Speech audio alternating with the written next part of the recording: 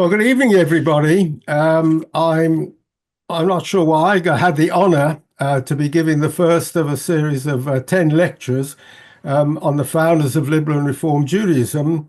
I can only think that why we started with me and with Montefiore is that I've been working for quite some time on the name of Montefiore.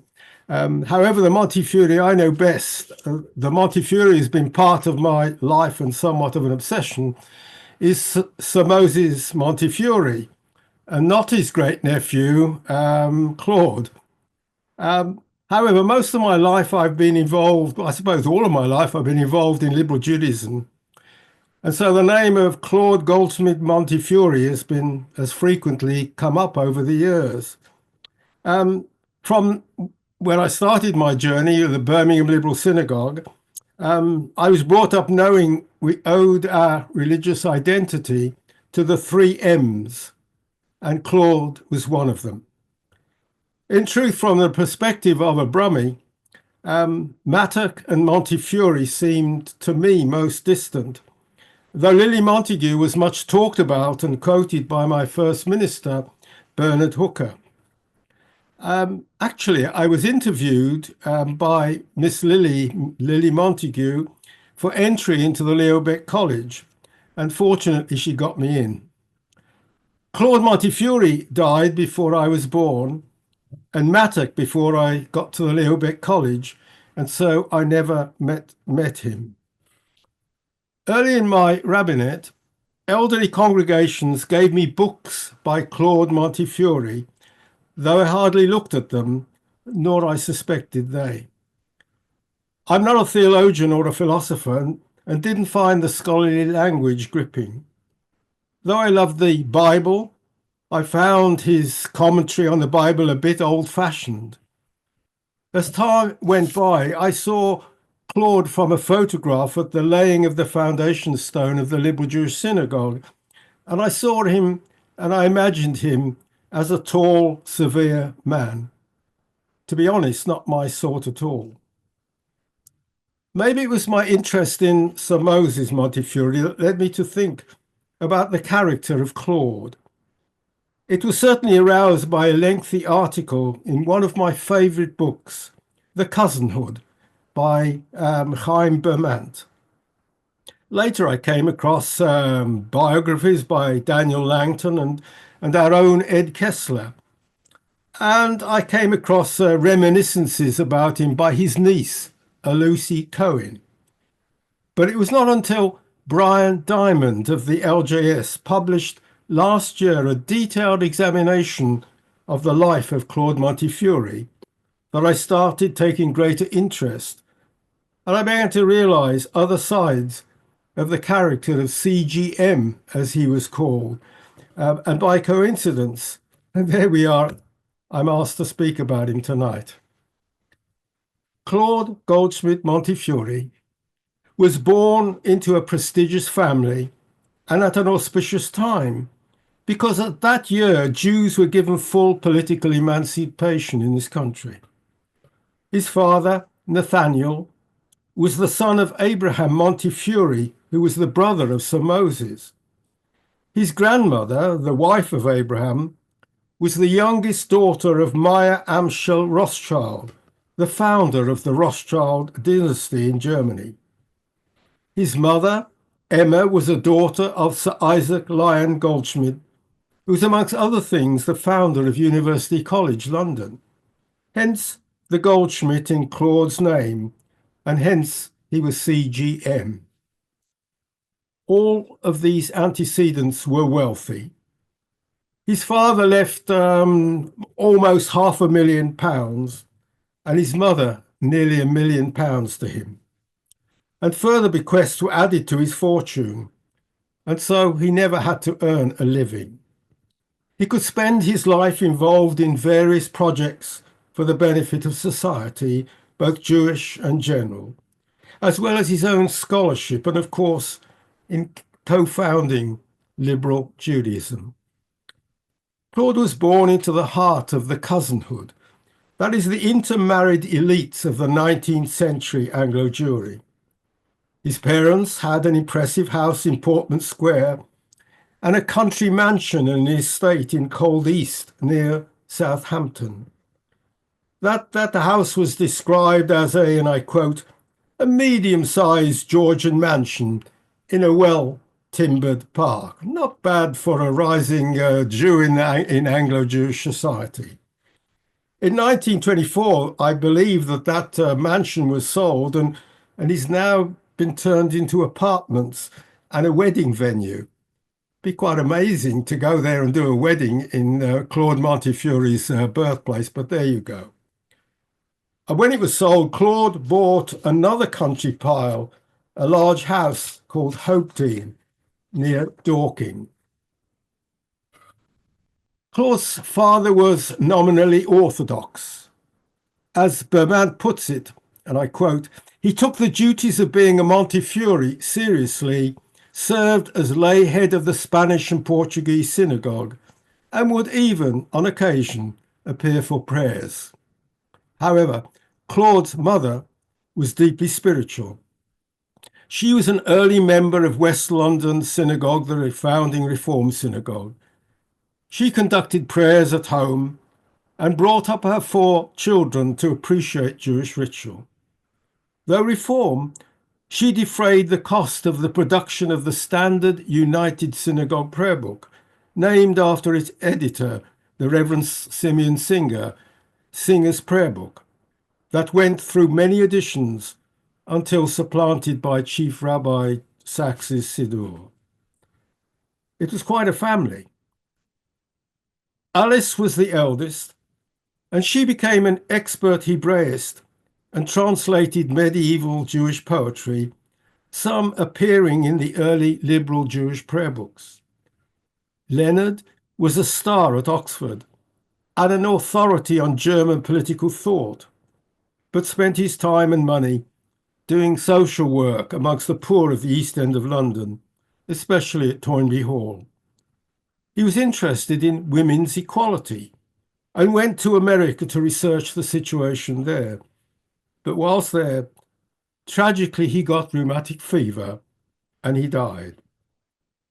His mother had his body repatriated, and he was buried in the cemetery of the West London Synagogue in Balls Pond Road. Interestingly, her so-called Orthodox husband was buried there in that cemetery next to their son. Anglo-Jewry, especially amongst the elite, was a much more tolerant community than nowadays. And last year, Rabbi Julia Neuberger and I were involved in rededicating a drinking fountain in Stepney Green, dedicated to Claude's brother. Claude was a delicate child, having had a severe attack of pneumonia early on. Too delicate, at least his mother thought, and maybe it was because one child eventually died, she continued to treat him as if delicate all the rest of his life. And so she thought as a child he was too delicate to go to school, and so he was homeschooled with a German governess and German tutors. This is not surprising when you remember that the Rothschild half of the family were German. The ministers of West London Synagogue, Philip Magnus and David Marks, who in fact was the minister of West London from 1840 to 1900, and he became the professor of Hebrew at the University College London. But these ministers, as well as the German tutors, also taught him and affected his religious upbringing. The latter, that's the Reverend David Marks, was said to be almost like a Karaite in his views, rejecting rabbinism, Talmudic Judaism, and Jewish particularism. Claude matriculated first from London University, having learned Greek in 8 weeks to get in. And then he went to Oxford, though his mother still thought him delicate, and so he lodged with a Baron Paravicini, an Italian Catholic aristocrat. There was no riotous fun for Claude, though he was active in the Jewish Society and also in the establishment of the Oxford Synagogue. Of course, he was quite bright and he took a first in classics in 1881. But while at Balliol, he came under the influence of a number of leading liberal Christian academics and theologians, and this certainly affected his approach to Judaism. Chief among them was Reverend Benjamin Jowett, the master of Balliol, who, as well as being an active liberal Christian and theologian, was also a radical social reformer. And Claude was to become the first Jewish scholar, maybe the first, to explore and write sympathetically a number of books about Christianity, books like Some Elements in the Religious Teachings of Jesus, it was 1910, the Synoptic Gospels, which first edition I think was 1927, but it went through many editions, and there were many articles and lectures on Jewish-Christian relations. However, he was a Jew, and he chose to study Judaism at the Reform Seminary in Berlin, the Hochschule for die Wissenschaft des Judentums. His widowed mother and sister came too. They wouldn't let him go on his own. He hired a private tutor, Rabbi Solomon Schechter. When Claude came back to England after 6 months, he brought Schechter with him and got him the post as reader in rabbinics at Cambridge, and as such, partly responsible for the obtaining of the Cairo Geniza hoard. Although it seems that Montefiore was not happy with Schechter, he said he's spending his time, he wanted him to spend his time on pure scholarship, rather than, as he put it, exploring dusty ancient documents.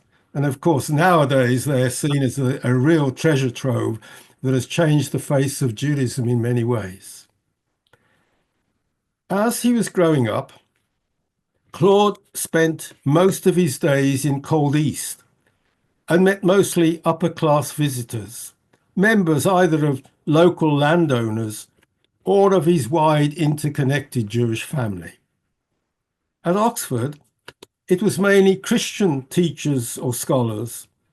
However close he got to Christianity, he was firm in his opposition to intermarriage. Jews marrying Christians had become increasingly common amongst the cousinhood. His older sister married a suitably Jewish man, Henry Lucas, but his younger sister, Charlotte, got engaged to a non-Jew, Louis MacIver. Neither of the two wished to convert to each other's religion. So Claude took the two of them to Germany and found a rabbi who would bless the marriage. Claude was not happy with this, but after all, it was his sister. This was 50 years before it became an issue generally. The founder of Liberal Judaism had already arranged a mixed marriage blessing. Claude also disappointed his mother. He married a Jew, but not of high class. Teresa Schorstein was the granddaughter of a Polish rabbi and a graduate of Girton College. Though younger than Claude, and despite his mother's snobbery, it was a good match. But tragically, Teresa died giving birth to their son Leonard. 13 years later, in 1902, Claude married again, also in West London Synagogue, by the Reverend Marks. Florence Ward had been the vice principal of Girton and a tutor to Teresa. Intellectually, it was a good match, though Bermant describes her as rather a dour woman at the best of times. And she was not Jewish. She agreed to convert, but I can't find out who converted her. It must have been Marx, I suppose. However, the marriage had to wait until Claude's mother died. He wouldn't upset his mother. Claude had a passion for education, and not just his own, because he involved himself in several important ways. Like many of the cousinhood, he supported various Jewish initiatives in the East End aimed at giving a good education to the children of new immigrants. In the non-Jewish world, his major involvement came through his sponsorship of the Froebel Institute in Roehampton.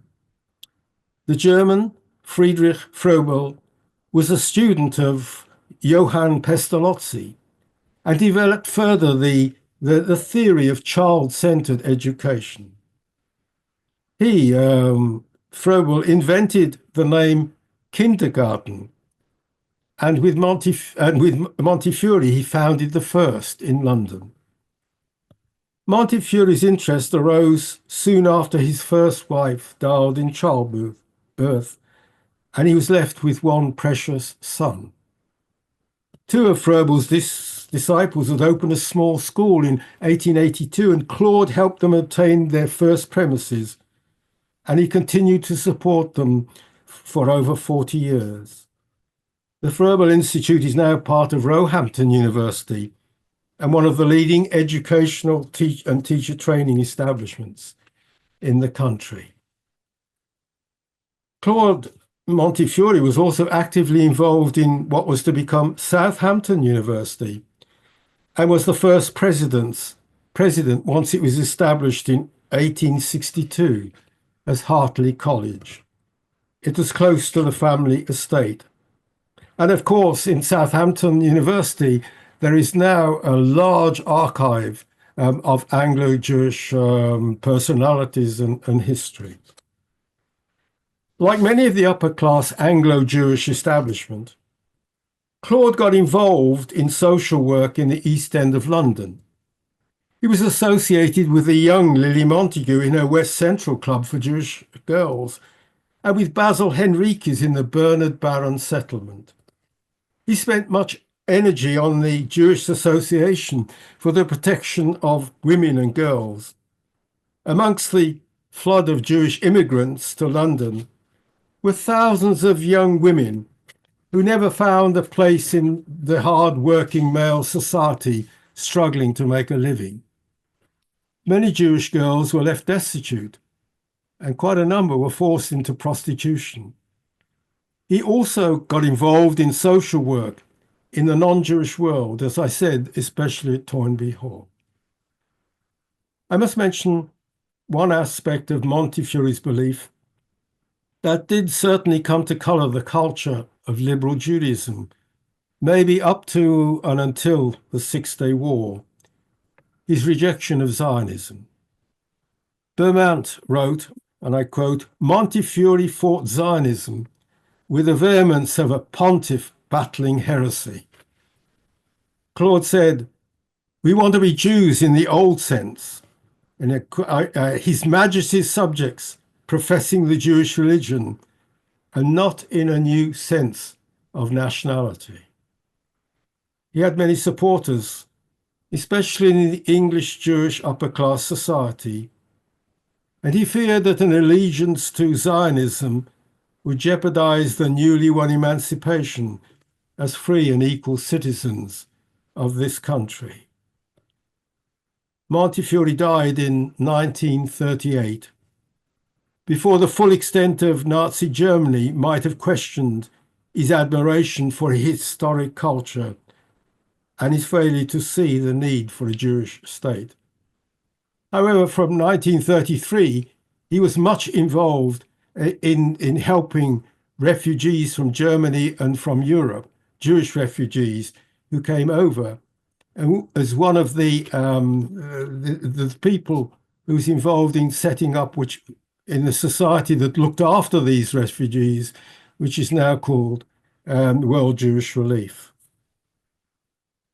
So he was a scholar of Judaism. And I don't think I mentioned the fact that one of the first books that I had of rabbinic Judaism was a book called the Rabbinic Anthology, which he co-authored with Herbert Lowy, an Orthodox scholar. Would it be possible now that a Jewish scholar, a liberal scholar, a Reform scholar, and an Orthodox scholar would co-produce a book? Maybe it's coming, but for many years that would not have been possible. By the way, Herbert Lowy was the son of the secretary to Sir Moses Montefiore. So the cycle goes round and round of this society. So here you had in Claude a Jewish scholar and a well-read expert in liberal Christianity, in which he saw much to admire, especially in the intellectual challenges to traditional thought and practice. An initiator in the field of Jewish-Christian dialogue, being one of the founders of the London Society of Christians and Jews. He was a seeker after social justice and an active worker for it. And surely this was a perfect combination for the founding of Liberal Judaism. But all along, it must be stressed, he was a devoted member of West London Synagogue. A model for this lecture, part of the work to bring the two movements together, you might say. In 1898, Montefiore had founded with the Orthodox minister Israel Abrahams a magazine, the Jewish Quarterly Review. And it was in this influential magazine that he encouraged his friend, the Honourable Lily Montagu, to publish a paper entitled Spiritual Possibilities of Judaism Today. He and others had been discussing, and of the others, there were Reform, there were Orthodox lay people and rabbis. They'd been discussing the subject for some time, spiritual possibilities of Judaism today, aware that a large proportion of Anglo-Jewry were not involved in synagogue worship and connected to Judaism for a variety of reasons. They realized there was a need to offer a fresh approach to Judaism that might attract back the enthusiasm of the many Jews whose attendance at services and involvement in Jewish ritual had dropped off. It led to the formation in 1902 to the Jewish Religious Union, the forerunner of Liberal Judaism. Montefiore became its first president, and the intellectual support to Lily Montagu's tireless work to see the movement flourish. A later lecture in this series will tell of the essential work of Miss Lily. Claude was a great traveller. Of course, he had the money to travel as often as far as he wanted to, spending time often with a Christian friend, climbing the Alps. He visited Egypt, travelled all over Europe. He travelled extensively around Britain and Ireland, especially leading public meetings to promote liberal Judaism. He travelled around the west coast of America in 1909 and 10 in search of a rabbi for the liberal Jewish synagogue, and brought back the charismatic Israel Matak to be the congregation and the movement's first rabbi. He became well known and respected throughout the progressive Jewish world, and he became the first president of the World Union for Progressive Judaism in 1926. Finally, what was Claude Montefiore like? As at the beginning, I saw him initially as a rather austere, serious, scholarly person, maybe a bit introverted, living in his own world. But from Brian Diamond's excellent book, I found a number of quotes that illustrate perhaps the true personality of the man. For instance, his niece, Lucy Cohen, said in her memoir, he was not petty. There was always about him a certain loftiness of spirit, a remoteness, simple and unostentatious, essentially methodical. He was an inveterate letter writer, and there is a vast archive of his letter. Rabbi Edgar succeeded Matak at the Liberal Jewish Synagogue and actually married his daughter, and she recalled that, and I quote, 4 or 5 letters a day would arrive daily at our house, very rarely dated. They were short and to the point, and commented either on the previous sermon or a topical subject. He had very firm views. He was not a telephoner. And so daily these letters, 5 letters a night, I'm not sure whether, I mean, there were many posts in those days. It wasn't sort of once a day, or whether they were hand delivered. I'm not sure. But it made me think, what would Claude Montefiore have made about the internet and social media? Maybe he was just like people who are constantly on their phone, sending letters backwards and forwards. Mind you, the book told me that he was profoundly deaf, and so many letters perhaps were more convenient for phone calls, and that's why he was not a telephoner. Lily Montagu said, and I quote, "He showed deference to all. He was God-consumed, eager to explain even the views of opponents. He had the attribute of loving kindness, a great capacity for friendship." Phyllis Abrahams, who I knew as the librarian at Leo Baeck College in the 1960s, she was the daughter of Israel Abrahams, a close colleague of Montefiore in founding the Jewish Religious Union and also an Orthodox minister. She said, and I quote, "He retained an endearing combination of aristocratic courtesy with a dislike of frills of any kind. He had a great fund of dry humour, and when talking to friends, a preference for familiar language and slang expressions." Well, that certainly shows him as a warmer and a more interesting man than the cold photograph that I'd mentioned earlier. And indeed, it was a photograph of him lying in the grass with his grandson Alan, a leading philosopher who died recently, that brings out a picture of Claude Montefiore that then makes me wish that I had met him. Alan Montefiore says, "If I were to speak of him personally, as I actually remember him, I should have to try to describe the peculiar smell and taste of the particular type of chocolates that he kept in a particular drawer of his desk in his study in the house in Portman Square, and which he would unfailingly produce whenever my brother and myself were taken to visit him there. I should have to try to conjure up the curiously worn shininess of the cuffs of his jacket." 2 other quotes from his nephew tell so much. "He spent little on himself. He travelled third class and would hesitate to ring a bell for fear of troubling the servants. He was very fond of children, used to sprawl on the floor so as not to overawe them. When walking his dog, he would talk to every passing stranger and every passing dog." His son Leonard wrote about family seders, and I quote, "The family was rather unmusical. He wrote his father did not recall his own, sorry, this is Alan talking, Leonard talking. His father did not recall his own father, Nathaniel, doing more than hum Adon Olam.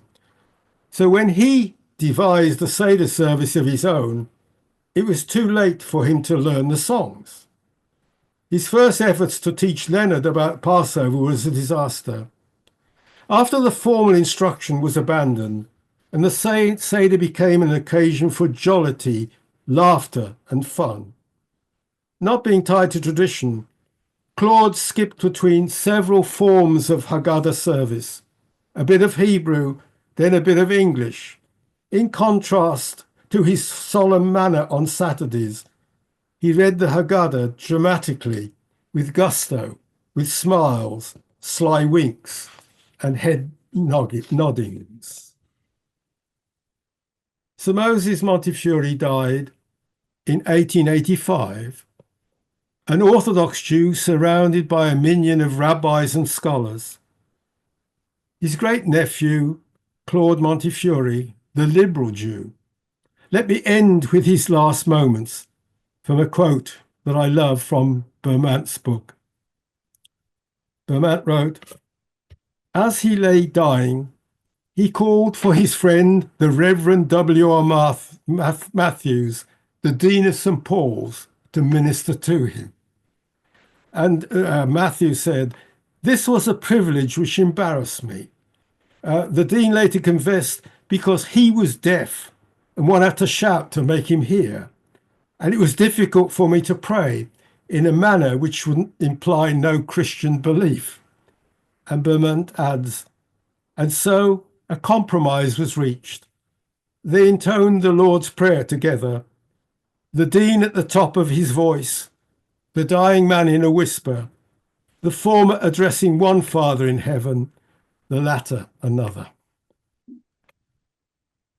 Claude Goldsmid Montefiore died on the 9th of July, 1938, at the age of 80. He'd been a lifelong member of West London Synagogue and was buried in its cemetery.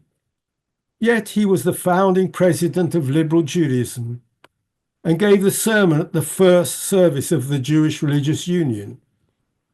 In it, he defined his belief that opposes my initial opinion of him. He said, "Judaism is a religion of joy, but it bids us make of our joy, as of our sorrow, an offering to God."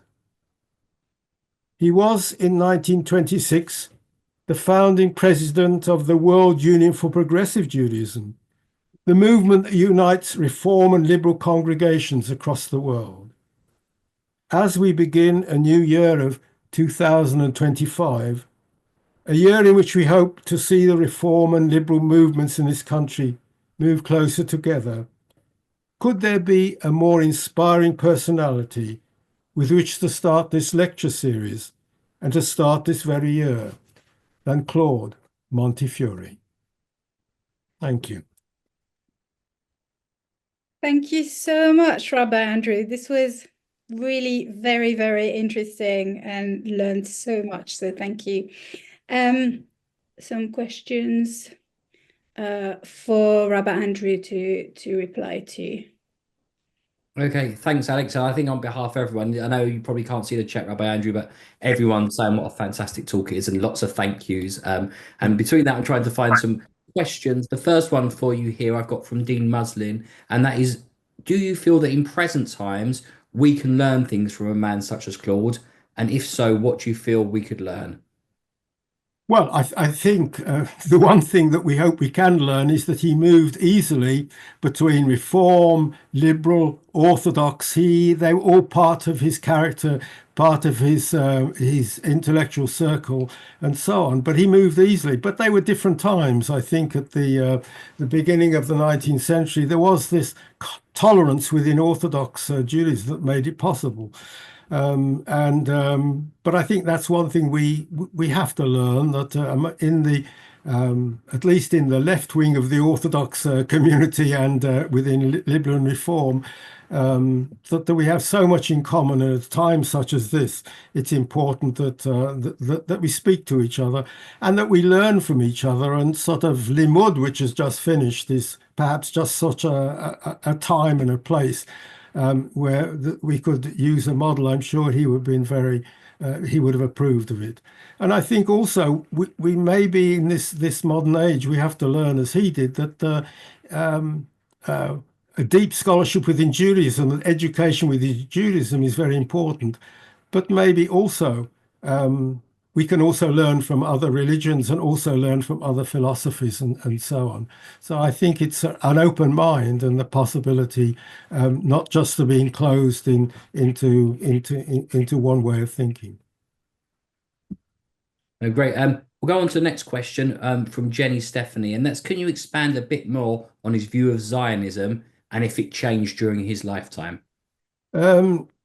His view on Zionism, together with quite a number of the cousinhood, the nobility of Anglo-Jewry, they were quite convinced that it was a step backwards. After all, they were sort of the next generation on from the German liberals who had founded Reform Judaism in Germany at a time of the emancipation. And as I said, he was born at the time when Jews got full emancipation in this country. And he now felt, and they felt, that we're citizens of this country. We don't want to suddenly declare we're also citizens of another country. And so he was very active in the anti-Zionist movement. A famous letter written to him. He was also the president of the Anglo-Jewish Association and the Jewish Historical Society of England. He was president of everything. He wrote this letter together with another executive member of the Anglo-Jewish Society to the Times. A big letter was published just before the declaration of the Balfour Declaration, basically saying that we don't need this. We are true English people, and we're common. And he continued to do this. At the founding of the World Union for Progressive Judaism, the conference in 1926 was here and held jointly at the LJS and at West London Synagogue. There was a call because, after all, the declaration, the Balfour Declaration, had been issued, and Zionism was a hot issue. There was a move. We wanted to discuss where do we stand on this, and he vetoed, as president, any special session to discuss Zionism. However, and I always find this interesting, which shows his liberality in another way. In 1926, an assistant minister at the Liberal Jewish Synagogue was the Reverend, or maybe he was Rabbi Perlsweig, who was a devoted Zionist. And Perlsweig managed to get his way. And I always wonder, sort of at the Liberal Jewish Synagogue, here you had an anti-Zionist and a minister who was a fervent Zionist. But as I think I indicated, really, not all to his death, he didn't see the need for Zionism, and even when from 1933 onwards, when the Nazis' influence became stronger. Maybe someone could correct me on this, but I don't think he much changed his views. And when I was growing up as a young boy in the late 1940s and early 50s in Birmingham, liberal Judaism, there was no interest in Israel, the fledgling Israel and so on. And I really think it wasn't until the Six-Day War when much of the new interest in Israel came, and I think due to the influence of Rabbi Sidney Brichto and other American rabbis who were much more pro-Zion, that our attitude began to change. Cool. Thanks, Andrew. Question from Sherry Ashworth, I think is a very interesting one. How far would you describe Montefiore as a radical Jew? What does the word radical mean? What do you mean by that? I don't know. I mean, certainly he was, as I explained, he was prepared to learn from other things. From a social point of view, his work as a social worker, his philanthropy amongst many society, helping the poor, was great, and therefore he was committed to that. So I think he was radical in the sense that he certainly wasn't radical, I wouldn't think, politically. But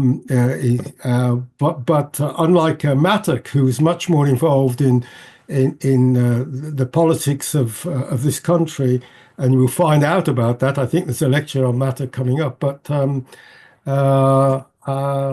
he was radical in his views. He did get involved in a number of institutions that were there to help the poor. It's interesting that his brother, I said, was who died, was interested in women's equality. an early one, and he went, as I said, to America to research the situation over there. So it was in the family. I'm not so sure his mother would have approved, but certainly, but he was. Although his mother was an impressive woman in her own right, certainly from a Jewish point of view. Thanks, Andrew. And William King's got a good one that I think sort of probably a lot of people are asking. I mean, you said that he was a member of West London Synagogue, which was the first Reformed synagogue in the UK. Yeah. Why, once he founded the rival synagogue and a rival movement, did he remain a member of WLS?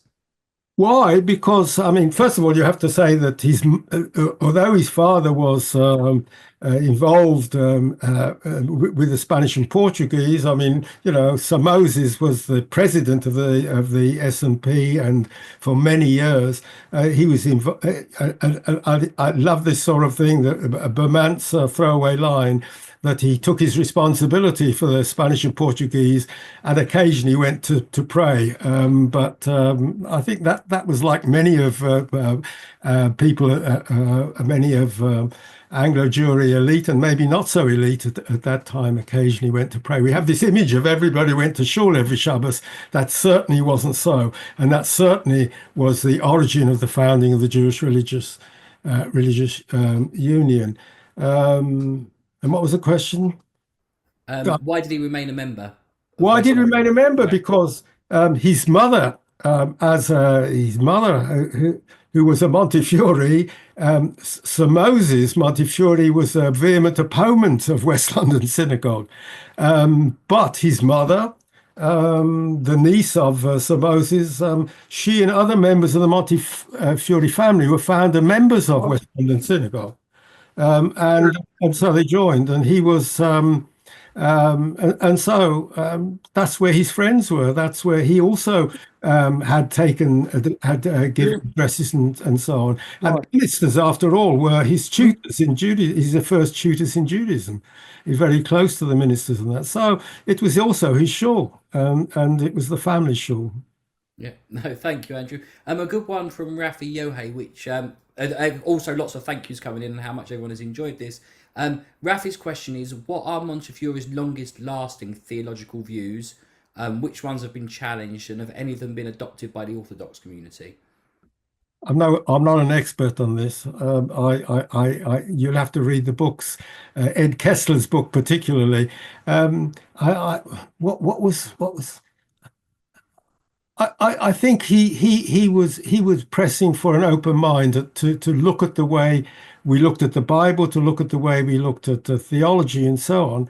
And I would hope that this trend, which I won't say he developed, but he encouraged from the founding of the Liberal Jewish movement to the Jewish Religious Union. First of all, was that, and as I said, he very much was a believer in God, and he very much, if you read his sermons, as with all of the founders of the Jewish Religious Union, they were very God-centered. And so I think that those ideas are things that we might look through again to define our future. Very often, synagogue movements are more concerned with youth clubs and with all the bureaucracy that a movement needs. It needs it, and rabbis get tied up in all sorts of parochial things. Maybe what we might say is that we should look again at his views on theology. And maybe from his writings we might find some inspiration. Although, as I say, theology is not my field, and I did find his early sermons, but then most of the sermons in those days, I mean, a Shabbos morning sermon was thought to be very light if it didn't last over half an hour, and they were full of, his sermons are full of, as you might expect, we might say Victorian language. But I just think that maybe it's time that as we're working towards the combining of liberal and reform traditions and thought, just as when I look at the list of other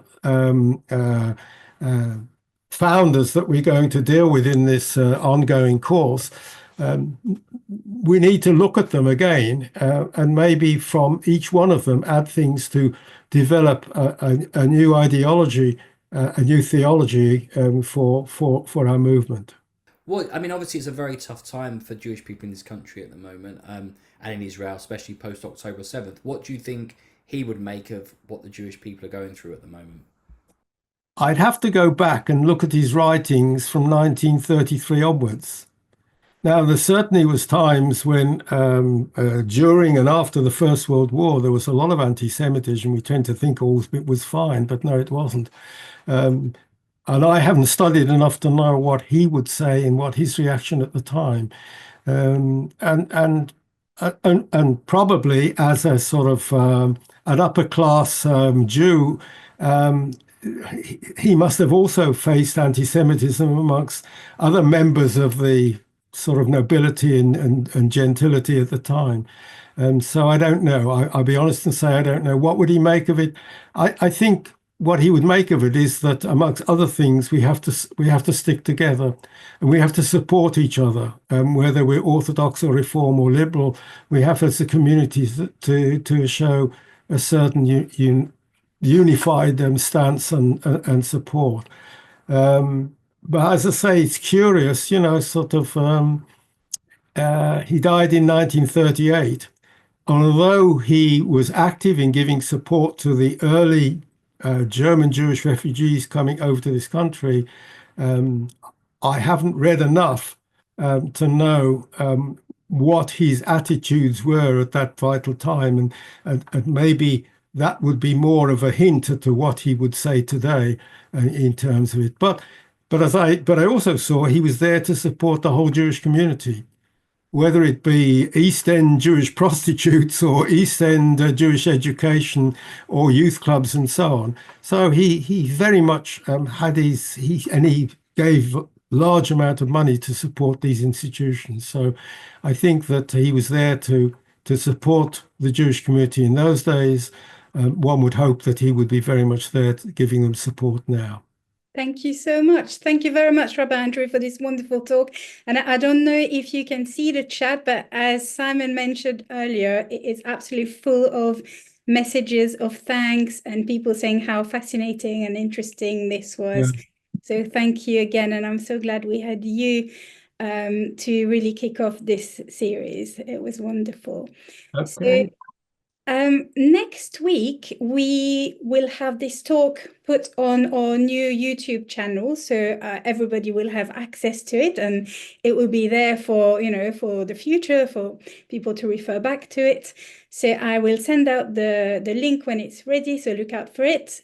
Next week, we have a session on Lily Montagu by Rabbi Dr. Jackie Tabik. So I hope to see you all, and probably even more people than tonight. So thank you again, Rabbi Andrew, and thank you all of you. It's been absolutely wonderful to have you all in the Zoom with us. And I will wish you good night. And thank you, Alex, for organizing it, and for Simon for recording it. And it's good to be a liberal and a Reform Jew at this time.